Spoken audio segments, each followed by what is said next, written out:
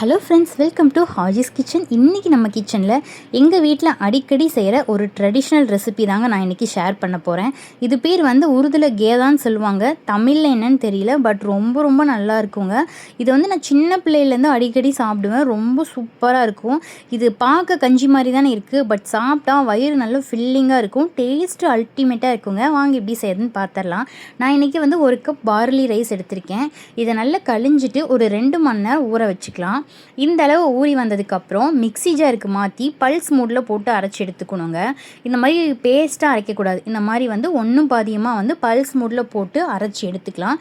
ஏன்னா அப்போ தான் இந்த கேதா செய்கிறதுக்கு கரெக்டாக இருக்கும். இது பார்த்திங்கன்னா பொங்கல் மாதிரியும் இருக்காது, அரிசி கஞ்சி மாதிரியும் இருக்காது. கொஞ்சம் திக் கன்சிஸ்டன்சியில் இருக்கும். டேஸ்ட் ரொம்ப நல்லாயிருக்கும். இந்த மாதிரி பல்ஸ் மூடில் அரைச்சி எடுத்து வச்சுட்டு நான் ஒரு பெரிய சைஸ் தேங்காவை நல்லா திருவி ஒரு கப் நிறைய எடுத்து வச்சுருக்கேன். இந்த மாதிரி திருவி எடுத்து வச்சுக்கோங்க. ஒரு 40 சின்ன வெங்காயத்தை குட்டி குட்டியாக சாப் பண்ணி வச்சுருக்கேன். 2 பச்சை மிளகாய் எடுத்து வச்சுருக்கேங்க. ஒரு கட்டி பூண்டை இந்த மாதிரி குட்டி குட்டியாக கட் பண்ணி எடுத்து வச்சுக்கலாம். மல்லி கொஞ்சம், புதினா கொஞ்சம் பேருக்கு ஆட் பண்ணால் போதும். ஒரு டேபிள் ஸ்பூன் நிறைய வெந்தயம், ஒரு 8 கிராம்பு, ஒரு 4 பட்டை எடுத்துக்கலாம். இந்த ரெசிபிக்கு நெய் கண்டிப்பாக ஆட் பண்ணணும். நெய் ஆட் பண்ணால் ரொம்ப டேஸ்ட்டாக இருக்கும். ஸோ இதுக்கு நான் ஒரு 2 டேபிள் ஸ்பூன் நெய் ஆட் பண்ணிக்கிறேன். இப்போ ஒரு குக்கரில் ஃபஸ்ட்டு நெய் ஆட் பண்ணிவிட்டு கூடவே கொஞ்சமாக கடலெண்ணெய் ஆட் பண்ணிக்கலாங்க. நல்ல சூடாகட்டும். இதுக்கு பட்டை, கிராம்பு, அதுக்கப்புறம் வெந்தயம் கண்டிப்பாக ஆட் பண்ணணும். வெந்தயம் ஆட் பண்ணால் கசப்பாக இருக்கும்னு நினைக்காதீங்க, டேஸ்ட் ரொம்ப நல்லாயிருக்கும்.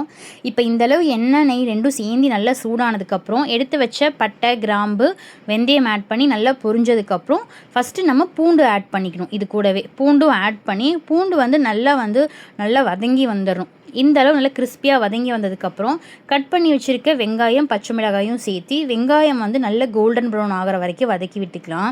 இந்த ரெசிபி ரொம்ப ரொம்ப சிம்பிளாக செய்கிற ரெசிபி தாங்க, பட் டேஸ்ட் ரொம்ப நல்லாயிருக்கும். ரொம்ப ரொம்ப ஹெல்த்தியான ரெசிபிங்க. வெங்காயம் இந்தளவு வதங்கி வந்ததுக்கப்புறம் கொஞ்சமாக புதினா, மல்லி இலை சேர்த்து நல்லா வதக்கி விட்டுக்கலாம். இது கூடவே தேவையான அளவு கல்லுப்பையும் சேர்த்து நல்லா வதக்கி விட்டுக்கோங்க. இந்த அளவு நல்லா வதங்கி வந்ததுக்கப்புறம் ஒரு கப் நிறைய தேங்காவை நான் பல்ஸ் மூடில் போட்டு வச்சுருக்கேங்க. இன்னும் திருவி போட்டால் இன்னும் டேஸ்ட் ரொம்ப நல்லாயிருக்கும். திருவி போடும்போது நல்லா பூவாக இருக்கும் இல்லையா? ஸோ சாப்பிட நல்லாயிருக்கும். நீங்கள் திருவி போடுறதா இருந்தாலும் திருவி போட்டுக்கலாம். நல்லா சூப்பராக இருக்கும். இப்போ நம்ம பார்லி ரைஸை பல்ஸ் மூடில் போட்டு வச்சுருந்தோம் இல்லையா? அதையும் சேர்த்துட்டு அரிசி எடுத்த அதே கப்பில் 1.5 கப் தண்ணி ஆட் பண்ணிக்கலாம். ஏன்னா பார்லி ரைஸ் கோதுமை மாதிரி வேக டைம் எடுக்கும். தண்ணி நிறைய ஆட் பண்ணணும், இல்லைன்னா அடி பிடிச்சிக்கும். நான் அரிசி எடுத்த கப்லேயே 1.5 கப் தண்ணி சேர்த்து நல்லா கலந்து விட்டுட்டு மூடி போட்டு ஒரு 4 விசில் விடுங்க. மறுபடியும் ஓப்பன் பண்ணி மறுபடியும் நல்லா கலந்து விட்டுட்டு ஒரு 4 விசில் விடுங்க. மொத்தத்தில் 8 விசில் விடணும். அப்போ தான் நல்லா சாஃப்டாக வேகும். இது ஒரு பக்கம் வேகட்டும். இதுக்கு பச்சையாக புதினா சட்னி அரைப்போம், அதை அரைச்சிக்கலாம். இப்போ ஒரு 2 கைப்பிடி நிறைய புதினா, ஒரு சின்ன மூடி தேங்காவை கட் பண்ணி வச்சுருக்கேங்க.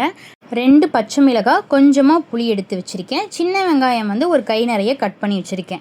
ஃபஸ்ட்டு மிக்ஸி ஜாரில் புதினா, தேங்காய், பச்சை மிளகாய், புளியை போட்டு நல்லா அரைச்சிட்டு சின்ன வெங்காயத்தை ஆட் பண்ணி பல்ஸ் மூடில் போட்டு அரைச்சி எடுத்துக்கணும். சின்ன வெங்காயம் நம்ம சாப்பிடும்போது வாயில் கடிப்படணும்.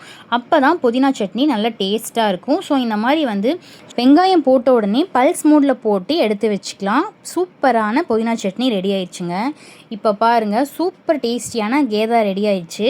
இதை பார்லி ரைஸ்ன்னு இல்லைங்க, நம்ம நார்மலாக வீட்டில் இருக்கிற ரைஸ்லேயும் ட்ரை பண்ணலாம். ரொம்ப ரொம்ப டேஸ்ட்டாக இருக்குங்க. சாப்பிட்டா அவ்வளோ நல்லா இருக்கும்.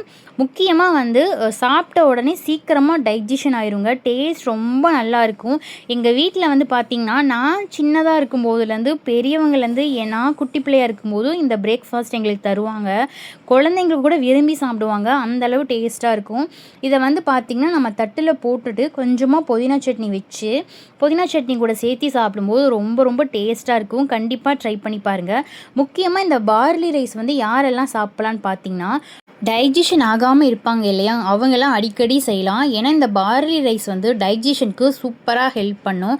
அது மட்டும் இல்லாமல் வெயிட் லாஸில் இருக்கிறவங்க அடிக்கடி இந்த பார்லி ரைஸை எடுத்துக்கலாங்க. வெயிட் லாஸ்க்கு நல்ல ஹெல்ப் பண்ணும். கொலஸ்ட்ராலை நல்லா கம்மி பண்ணி தரும்னு சொல்லியிருக்காங்க. சுகர் இருக்கிறவங்கலாம் முக்கியமாக எடுத்துக்கலாம். ஏன்னு பார்த்தீங்கன்னா, இதில் ஃபைபர் கண்டென்ட் அதிகமாக இருக்கிறதுனால கான்ஸ்டிபேஷன் வராமல் சீக்கிரமாக டைஜஷனுக்கு ஹெல்ப் பண்ணும். ஸோ இந்த மெத்தடில் மட்டும் இல்லாமல் நம்ம பார்லேயே ஏதோ ஒரு விதமாக டெய்லியுமே எடுத்துக்கும் போது சுகர் லெவல் கண்ட்ரோலாக இருக்கும். முக்கியமாக வந்து கான்ஸ்டிபேஷன் வராது, ஈஸியாக டைஜஷனும் ஆயிரும். அதுக்கப்புறம் வந்து பார்த்திங்கன்னா ஹார்ட்க்கு நல்லது, கட் ஹெல்த்துக்கு நல்லது. ஸோ வந்து கண்டிப்பாக வெயிட் லாஸ் பண்ணுறவங்களும் அடிக்கடி எடுத்துக்கலாங்க. ஏன்னா பார்லியில் அவ்வளோ நிறைய சத்துக்கள் இருக்குது. ஸோ கண்டிப்பாக ட்ரை பண்ணி பாருங்கள் இந்த ரெசிபியை. உருதுல கேதான் சொல்லுவோம். தமிழில் இதுக்கு என்ன பேர் சொல்லுவீங்கன்னு மறக்காமல் கமெண்ட் பண்ணுங்கள் உங்களுக்கு தெரிஞ்சால். இந்த மாதிரி ரெசிபி வீடியோஸ்லாம் பார்க்க நம்மளுடைய சேனலை சப்ஸ்கிரைப் பண்ணிக்கோங்க. நெக்ஸ்ட் வீடியோவில் பார்க்கலாம். தேங்க்ஸ் ஃபார் வாட்சிங்.